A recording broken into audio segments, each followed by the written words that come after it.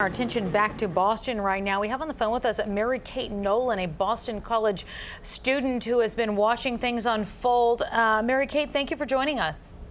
Thank you for having me. Can you tell us what's going on? You've obviously not left. Are you in an apartment or a dorm? Yes, I'm in a dorm room on the BC campus. We received a text message around 7 a.m. this morning saying that due to public safety concerns, all classes were canceled, and they advised us to stay inside. So I really haven't left my dorm all day except for one quick trip to the dining hall, which me and my roommates were escorted by cops and university officials. What are you seeing right now, MaryKate? We were just told by our producer that you were seeing an increase in activity.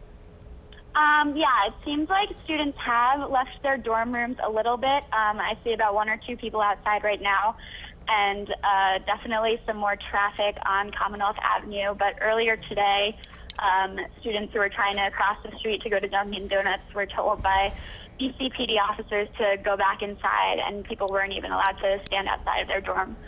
MaryKate, let me ask you something. Aside what you're seeing, how are you feeling? I mean, this is something you all have had hours, days to talk about and watch unfold, you know, in front of you, in your city, around you, friends that may have been at the marathon.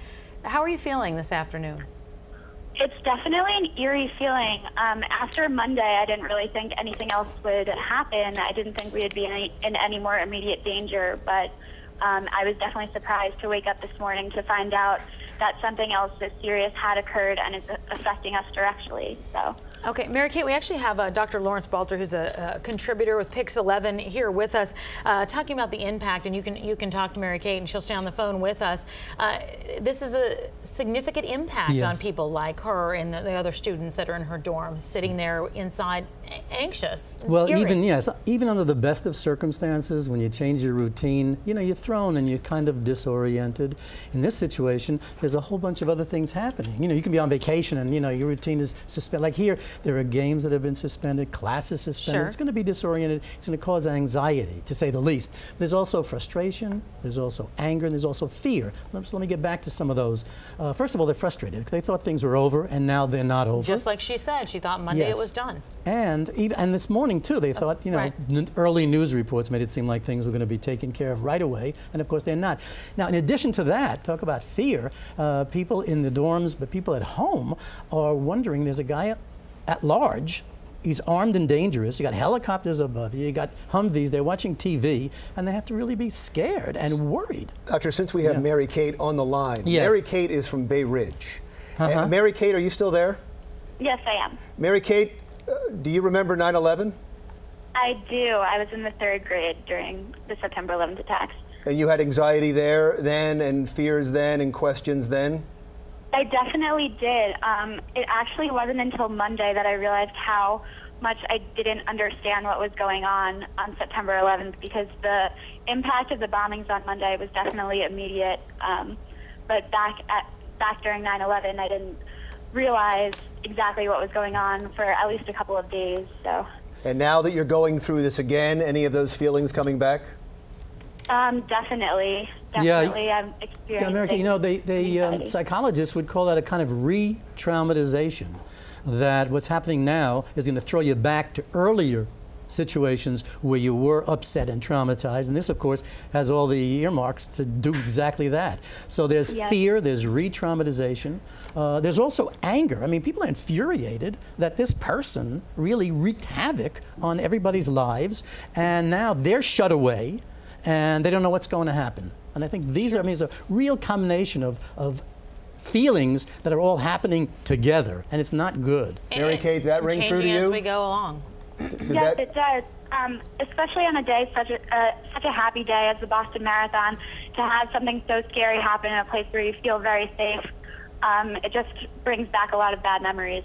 Yeah, you know, like MaryKate, the sounds of explosions this morning, people who were in the vicinity and listening to helicopters, of course, brought home the idea that they're in some kind of battleground, and that was terribly, terribly upsetting. And I wouldn't be surprised if some of the people who experienced this are going to be suffering, long after, are going to be suffering the effects of this, what they call post-traumatic stress disorder, because this is just so out of the ordinary, so frightening, it's out of your control, and you're waiting for something to happen. MaryKate, let me ask you something to put it in perspective. Where are you in relation to where things are happening? Have you heard things and along with what you're seeing? I've definitely heard some helicopter activity. We're about 20 minutes away from Watertown, so we're not in the closest vicinity. However, there's definitely an increased volume of police personnel around the campus and outside of the campus. MaryKate, I am so glad that you're okay. I'm sorry you had to go through this. Come on back to Bay Ridge. Thank you very much. All right, you take care. Okay, you too.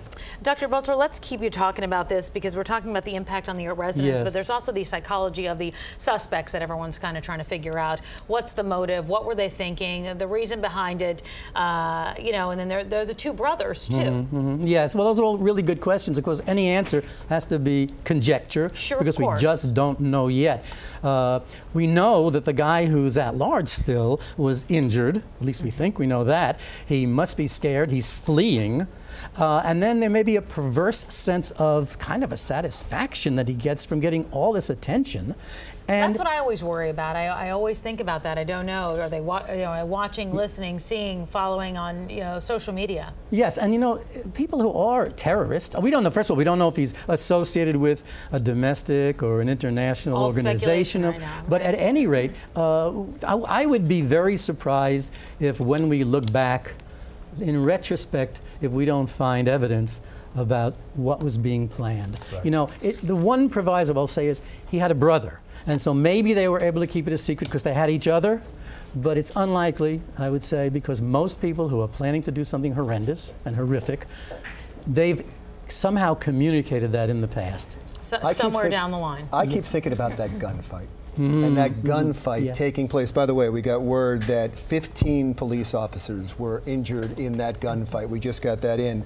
But I keep thinking about that gunfight in that little bedroom community, as was described by Steve a second ago as Mayberry. Sure. And as a father, I think about my kids in the middle of the night who had no idea except from TV what gunfire and explosions sound like. And to hear that having to control your own fears. You have to control your own fears and at the same time quell theirs. Yeah, try to comfort kids. Yeah, absolutely. And there's only a certain extent. You try to tell them everything will be okay, which kind of flies in the face of what's happening, but you need to tell them, people are out there trying to protect us. They're out in force, and they're doing their job, and they're armed too, and you're going to stay safe here with us. Everything, we've talked to a couple of residents on the phone along with MaryKate in Bay Ridge, and some of them who had sent us videos of, seeing these police officers armed walking through their backyard.